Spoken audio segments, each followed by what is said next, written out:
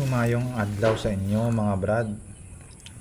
So mabolta diyan na isang tanglad to. Damo di tanglad nga tanom. Ibutang ta sa tinula nga manok. Kay maluto ta sang pamahaw.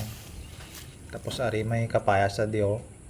Do gagmay lang ni mga brad, do mga itlog lang.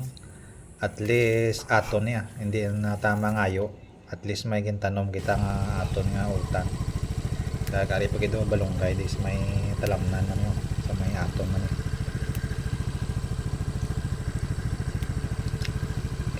Okay, baklon mo pa nitong well kasang tanom nga muna. Kagari may litson ko na ang bakal sa kay nanay unik vlog.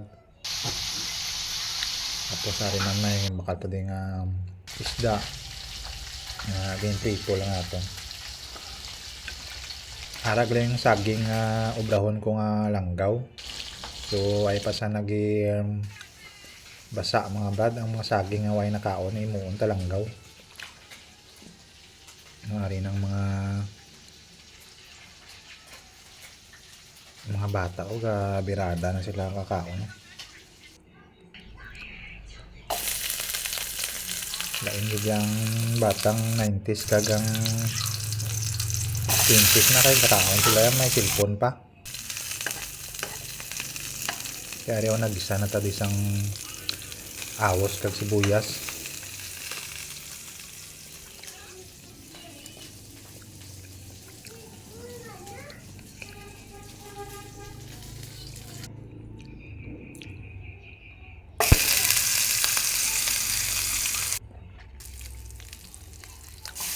Luya.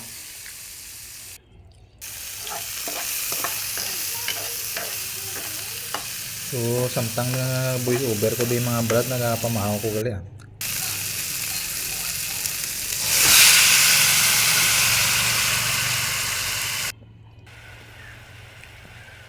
Naging gisa naton tutanan kaging butang naton ang manok kay siyempre naghamot na. Tapos ara naman ang tanglad. Tapos gisa-gisaon ta lang ng mga brad. Tapos laganda ng cubes, chicken cubes. Muna importante para namin ang sabaw.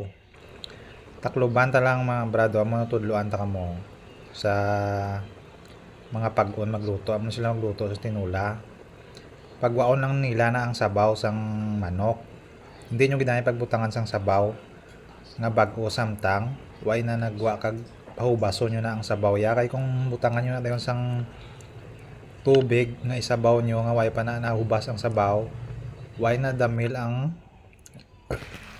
karne or ang manok kung ano madalutuon nyo baboy or karne kinanglan amo na magluto.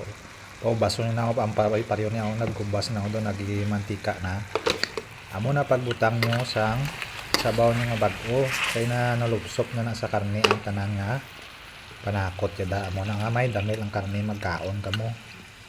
Pero kung butangan nyo dayon tubig nga way pa to naghubas, magkaon kamo sang karne, last ay nya.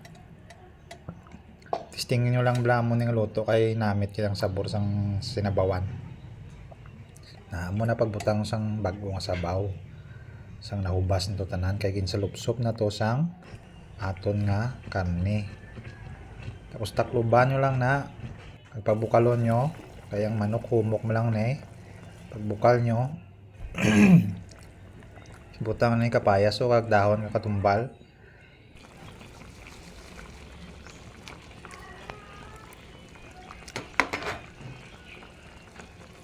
Kaya siyempre ang pinakahuli ang malunggay mga brad. So isa lang na bukal liwat pwede na na hanguon kag ibutang sa inyo nga suludlan kag mamahaw. Subong ko ginahigop-higop ko din ang sabaw tama gid ka lasa mga brad.